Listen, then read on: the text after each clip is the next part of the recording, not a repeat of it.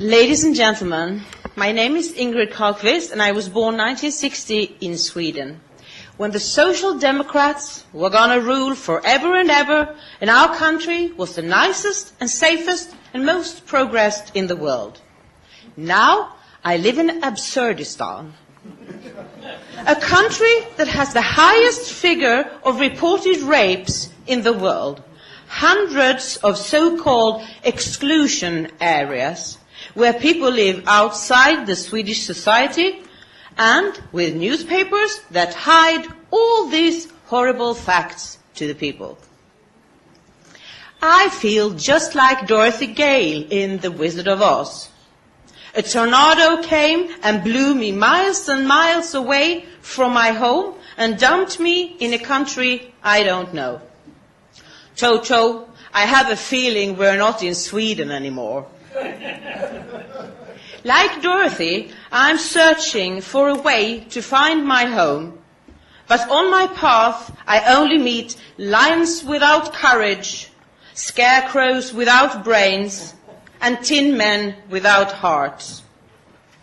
When I grew up, our Prime Minister was Tage Erlander, a Social Democrat.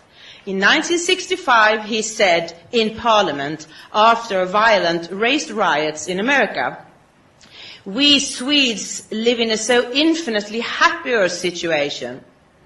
The population in our country is homogeneous, not just according to race, but also in many other aspects."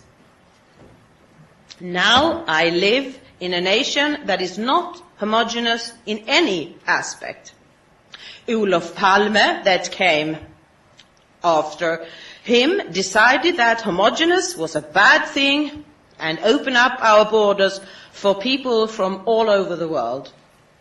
And from right to left, the politicians told us that there were no such thing as a Swedish culture, no Swedish traditions worth mentioning, and that we Swedes should be grateful that so many people with real culture and real traditions came to us. Mona Sahlin, a later leader of the Social Democrats, said 2002 with the magazine Euroturk, she was asked, "What is Swedish culture?" And she said, "I've often had that question, but I can't think of what Swedish culture is. I think that is what makes us Swedes so envious of immigrants. You have a culture, an identity, something that ties you together. What do we have? We have Midsummer's Eve and such corny things." She also said, "The Swedes must integrate into the new Sweden. The old Sweden is not coming back." In this new Sweden, we have more reported rapes than any other country in the European Union, according to the study by Professor Liz Kelly from England. More than 5,000 rapes were reported that year, 2008. Last year, it was more than 6,000. In 2010, another study reported that just one country in the world has more rapes than Sweden, and that is Lesotho in South Africa. For every 100,000 people, Lesotho has 92 reported rapes, Sweden has 53, the United States 29, Norway 20, and Denmark 7. In 1990, we counted to 3 exclusion areas in Sweden. Suburbs where mostly immigrants live, where very few work, and they all live by welfare, and the children don't pass their exams. In 2002, they counted to 128 exclusion areas. In 2006, we had 156, and then they stopped counting. In some cities like Malmö, where I live, a third of all inhabitants live in an exclusion area. What did the Social Democrat mean, Mr. Erlander, when he said that we Swedes were homogeneous. I think that he meant things like norms, values, culture and tradition, a feeling of fellowship, that we all in the old Sweden had a similar view of what makes the society good and how we solve conflicts. He knew what the Swedish culture was about, in contrast to Mona Sahlin. In the new Sweden, we need armed police officers at our hospitals because rivaling families fight each other in the hospital rooms. They gun each other down in the streets, and they rob and they beat old people. The crime rate grows by the minute, but the Swedish politicians and journalists tell us that it has absolutely nothing to do with immigration. The fact that our prisons are full of foreign people is just a coincidence or is explained by socio-economic factors. For many years, I was a mainstream media journalist, but I was always a bit of a troublemaker, always suspicious of what people said was the truth. When everybody ran that way, I always turned around to see what was in the other way.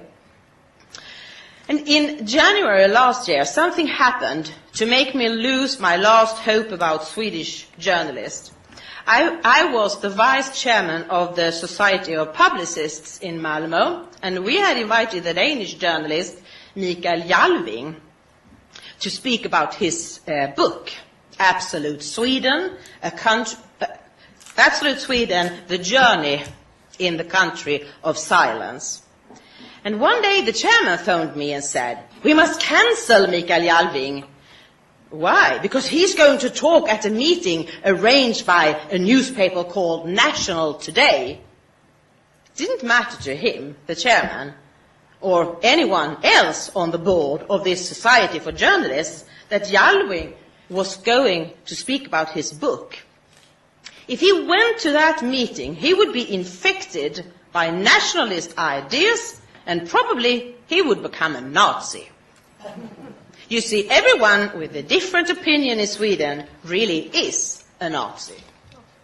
That's the way it works in the new Sweden, the country I call Absurdistan, the country of silence. I was furious and I left the board of that society. I left the society.